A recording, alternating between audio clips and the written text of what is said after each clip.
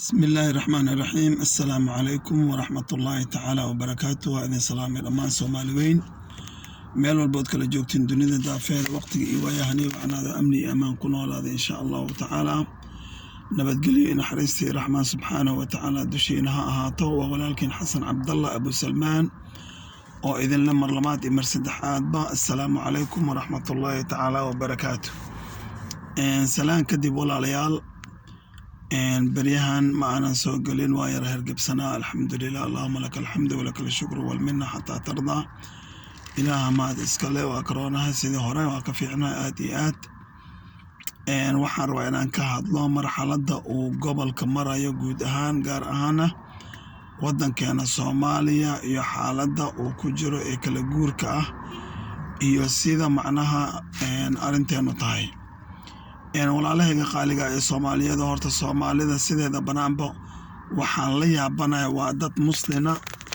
oo islaama waxa laga rabaa inay dad xikmad leh noqdaan waxa laga rabaa inay dad aqli badan noqdaan dadka gobolka hogaamiye inay noqdaan maca dalika waxaad u malaysaa Soomaalidii in ay si meel ina laga haysto si inay doqon u yihiin maxaa yeelay adduunyada waxa laga kala faa'iideystaa sideeda banaanba adduunyada waxa laga kala faa'iideystaa sideeda banaanba fursadaha lama dayaco fursadaha iskama dayaco haddii wadan deriskaaga dagaal ka dhaco ama uu jawo ama dhibaato ku dhacdo dabcan waa laga faa'iideystaa hadda anaga jabkii nagu dhacay 1990kii wadamo badan ka faa'iideystay sida Djibouti Ethiopia Kenya iyo wadamo kale oo naga sii fogfoga ka faa'iideystay oo yani wajiyo kala duwan looga faa'iideystay wadankeena burburkii ku yimid iyo baabi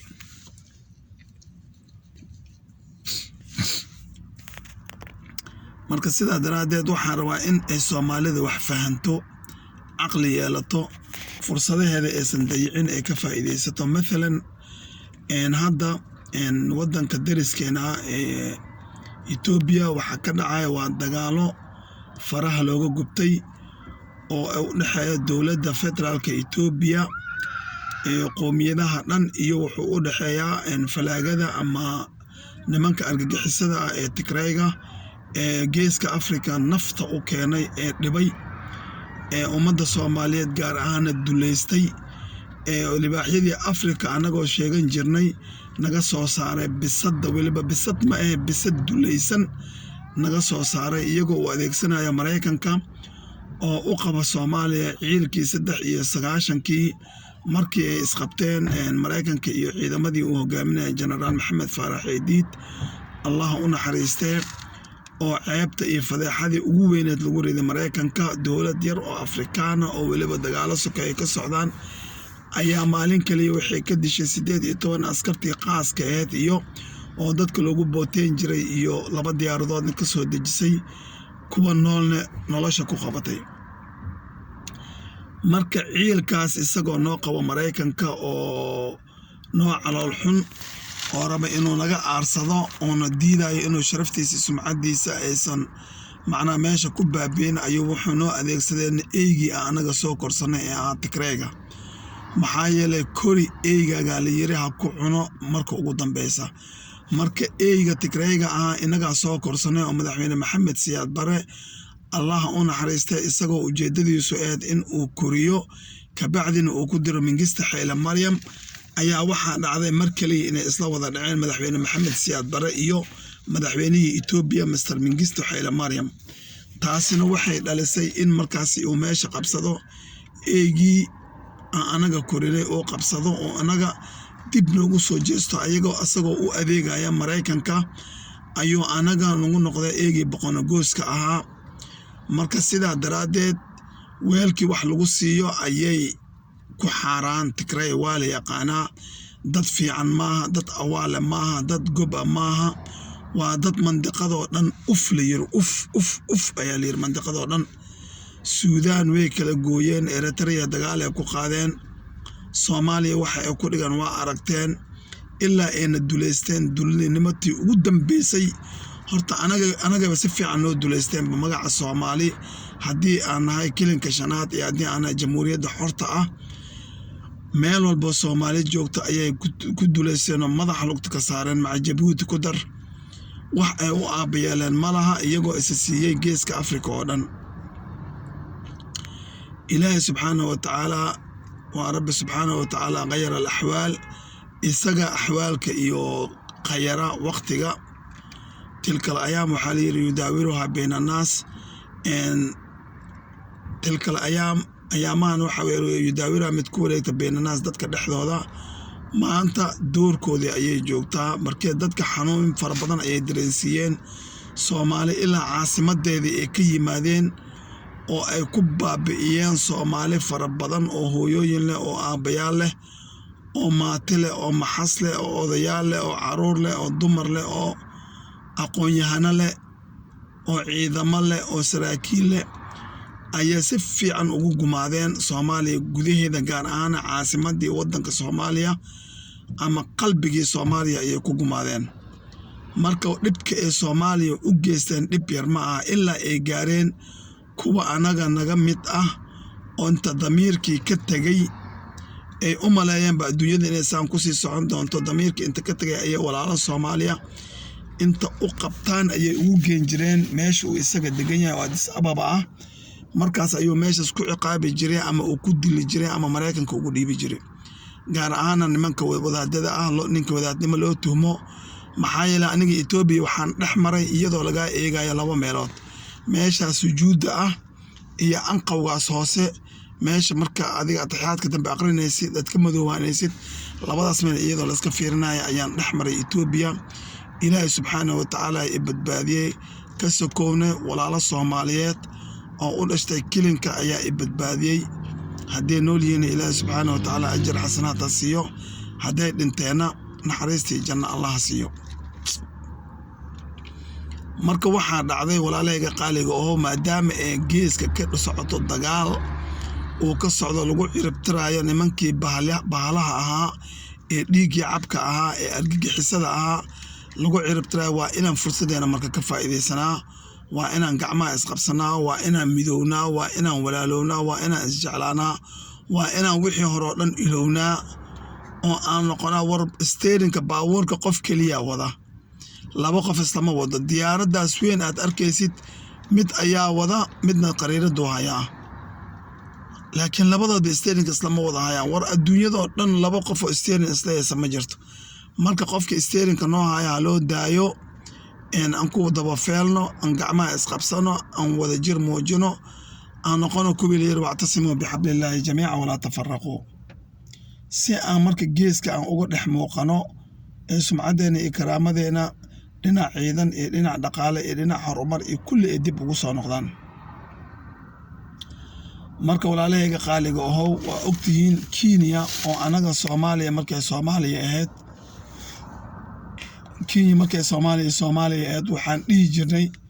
waxaa lagu diri doonaa dumarka maalin waxaa xasuustaa madaxweyne Maxamed Siyaad Barre Allah u naxariistee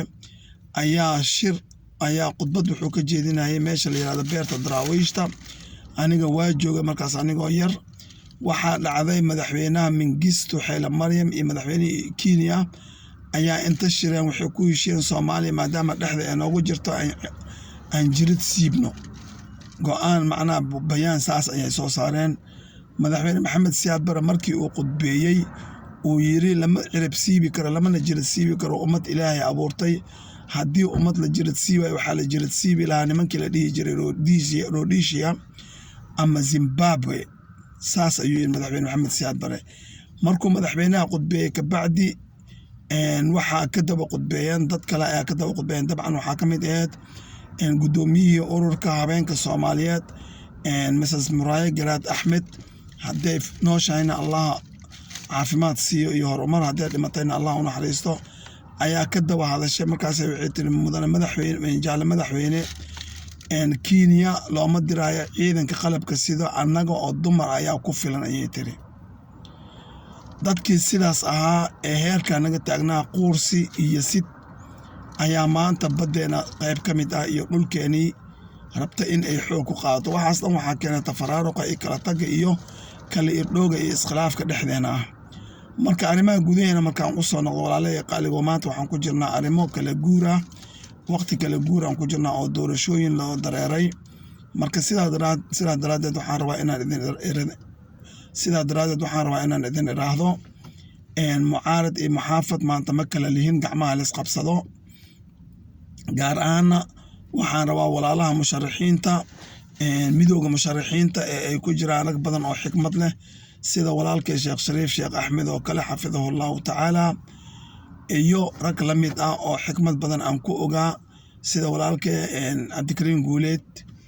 iyo walaalo badan oo fara badan oo diinna u saaxiib ah, caqlina u saaxiib ah, ay ka buuxaan. kulli magacyadooda ma soo wada qaadan karo. marka waxaa idin dhihi lahaa sida walaalkay Xasan Sheekh Maxamuud oo kale xafidahullahu tacaala, iyo ragga la midka ah Cabdiraxmaan Dheer oo kale, magaciisa Cabdiraxmaan Cabdishakuur.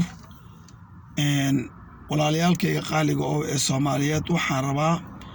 in aan macnaha mar walba aan ka fiirino waddankeena dhinaca uu ka socon karo. berito waa lidin dooran karaa, berito waddanka waa hogaamin kartiin. waxaa qof walbana wuxuu jecel yahay markuu hogaaminayo in lagu daba feelo oo sacbada loo tumo. marka insha allahu tacaala rabbi subxaanahu watacaala waxaan weydiisanayaa, aakhir leyl ayaa la joogaa, in walaalahayga mucaaradka iyo kuwa muxaafadka aba ilaahay quluubtooda isku dhaqo, qalbigooda bogooda burcad isku mariyo, waddankeena sidii loo badbaadin lahaa oo doorashadan looga gudbi lahaa, oo mid walba ku fikiro uusan ku fikirin dib u dhac iyo qalalaase iyo wax kala geenaya ummadda in aan lagu fikirin. ayaan niga codsanayaa oo rabbina ka baryaya subxaanahu watacaala. maanta waxaa nugu filan doorashada qaybta meesha la leeyahay Puntland iyo magaalada Kismaayo, oo ilaa hadda cagajiid ku jira, iyagoo ujeedadooda la fahmi laayay ilaa iyo hadda nimanka iyaga ah ujeedada ay ka leeyihiin ama ay ka damacsiin la fahmi laayahay. laakiin looba joogaa layiri, looba jooga. haddii waddanka ay ka tirsan yihiin iyo haddaysan ka tirsaneen waa la arki doonaa. doorashada waxaa u xilsaaran guddiga doorashooyinka madax bannaan ee qaranka ee uu hogaamiyo Mr. Ciro, waxaana kormeere ka ah waa ra'iisul wasaaraha jamhuuriyadda federaalka Soomaaliya mudane Maxamed Xuseen Rooble xafidahullahu tacaala. insha allahu tacaala ilaahay waxaan ka baryanaa ilaahay inuusan hamigeena horjoogsanin, oo Soomaali oo dhan quluubteeda inta ilaahay isku dhaqo, gacmaha isqabsadaan oo isku tanaasulaan, oo ay wada jir uga miro dhaliyaan arrimaha doorashooyinka. qofkii nasiibkiisa noqdo oo loo maxfuudka looga qoro unbaa qabanayo, siduu doonaa ku qabto, isaga unbaa qabanayo kursigaas. laba qof ma wada qaado. qofkii markaa doorashada helana loogu hambaliyeeyo, nin walbana ninkuu jecel yahay ugu duceeyo inuu kursiga ilaahay makansiiyo. maxaa yeelay shacabka Soomaaliyeed xaqoodii iyo xuquuqdoodii waa la duudsiiyey. cod ma laha, codkoodii waxaa matalaya baarlamaanka. laakiin maanta doorasho qof iyo cod haddii la dhihi lahaa waa la kala bixi lahaa, kala reebta ayay ahaan laheyd. maadaama aysan taas dhicin, waxaan dhihi lahaa walaalaha golaha shacabka, qofkii ay doortaan ha lagu kalsoonaado, hana lagu daba feelo, hana looga dambeeyo, hana lagu ayido, ha loogu hambaliyeeyo. marka Soomaaliyeed guud ahaan waxaa idin dhihi lahaa gacmaha isqabsano, siyaasiyiinta gacmaha isqabsada, rabbi ka baqa subxaanahu watacaala. inta aad makri iyo hagardaamo aad ku fikiraysa aad waddankaaga u geysatid, adiga ogow intee laguu soo joogaa, malakamood xaguu kuu soo joogaa, beri maxaad muteysan doontaa, masiirkaaga muxuu noqon doonaa, caruurta aad adiga u cararaysood ku faalaysid maxaad u diyaarinaysaa oo sumcad iyo karaamo iyo mustaqbal ah. waxaasoo dhan ku fikir. dadka aad walwalgelinaysid oo kurbada aad ku beeraysid waxaa weeye aabbayaal iyo hooyayaal dhaleen caruur Soomaaliyeed oo maanta magaalada Muqdisho quruxda badan ee nuurka badan ee iftiinka ka baxaya wax ugu bartaan, dugsi qur'aan iyo dugsi caadi oo madrasaba ugu bartaan, u kalahaan arsaaqdooda inay raasnaan subaxdii. marka Soomaaliya ilaahay subxaanahu watacaala waxaan ka baryayaa inuu quluubtiin ilaahay subxaanahu watacaala isku dumo, oo qalbigiin ilaahay isku xaro, isku nadiifiyo. insha allahu tacaala rag badan oo odayaalna way jiraan oo caaqiliina oo waxgarada, oo insha allahu tacaala aan ku degdegi doonin qalalaasa iyo mashaakilaad. doorashadana si wanaagsan oo nabadgelyo leh ilaahay noogu rido. Soomaaliya waddanka wallaahi wuu naga badan yahay, oo bilaahi wuu naga badan yahay, oo tallaahi wuu naga badan yahay. waddankeena aan ku dadaalo sidii aan ku horumarsan lahayn oo aan khayraadka ku jirana u soo saaran lahayn. waa walaalkiin xasan cabdalle abu salmaan oo idin leh sumadii awoweysinji waa maguuraan. qof walbow sumadaada hagaaji si awowgaa loo yiraahdo wuu wanaagsanaa oo duco iyo ammaan qabriga looga dabageeyo. ku dadaal inaad sumcadaada wanaajisid. haddii aad adiga markaas foolxumo iyo wax soomaalida nacabta aad mar walba samaysidna ogow awoowe habaar iyo waxaad u soo jiidaysaa in mar walba qabriga waxyaaba aan fiicnayn looga dabageeyo. ciday maalin u tahay maalin wanaagsan, ciday habeen u tahay habeen wanaagsan. wassalaamu calaykum waraxmatullaahi tacaala wabarakatu.